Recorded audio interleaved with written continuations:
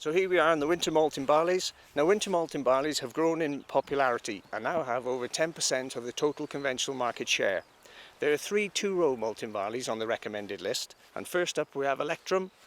Electrum is the highest yielding malting barley on the recommended list.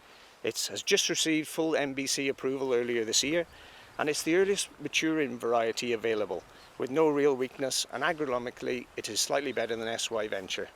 Kraft is the most popular malting barley to grow, with 10% market share, has full MBC approval. It's only 1% behind Electrum in yield and has better standing power with a score of 8 rather than Electrum 7. We have a choice here of 2 malting barleys, Electrum or Kraft, and not a lot to choose between them. Moving into the two-row barleys, most of these are 5% higher yielding than the malting barley varieties. First up is Surge, and Surge is our most popular variety.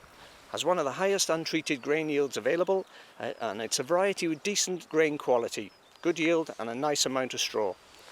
When it comes to disease, it has no real weakness, has an 8 rating for the rust and a 6 for mildew. It's a very consistent and popular variety on farm.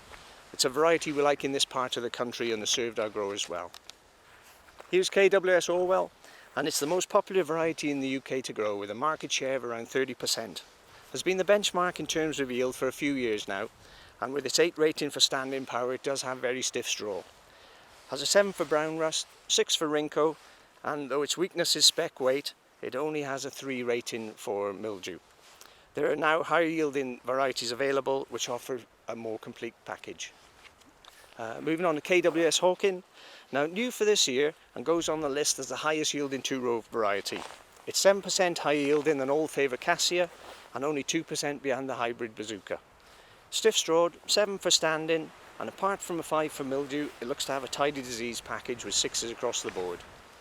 For those growing hybrids for out and out yield, growers may be tempted to go back to a conventional two-row variety, particularly if two rows can compete with hybrids on yield and of course come with a cheaper seed cost. Next up is Valerie. Valerie, newly added to the recommended list last year and is truly a decent variety. Very good spec weight, nice bull grain, and it does have a lovely sample. Long stiff straw, has an 8 rating for standing, and it's the stiffest strawed variety available with a PGR program. Has one of the highest untreated grain yields and is very good agronomically. Its yield is only 1% behind the most popular variety, KWS Orwell, and it's a variety that will be popular this year and we will sell out of. Next up, Sensation. Sensation is new for this year. It's a conventional 6-row variety with BYDV tolerance, and it's one of the few varieties with this trait on the market. Obviously with the loss of deter, BYDV has the potential to be more and more apparent, and it isn't always practical to be able to delay drilling, so Sensation enables an early sowing date without the risk of being infected.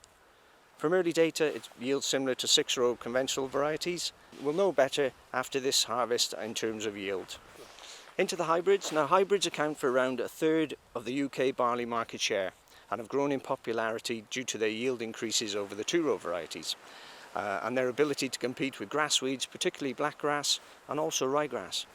Newer varieties have improved on specific weight, which has always been a concern with the older hybrid varieties.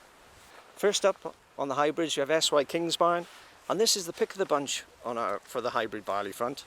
It was a sellout variety on its launch last year, and it's the joint highest yielder, but the main point is it has better specific weight than all the other hybrids. With a spec weight of 69.8, that makes it better than the majority of two rows. Extremely high yielding untreated, and it's one of the stiffest strawed varieties available, which is certainly a step up on the previous Old Favourite Bazooka.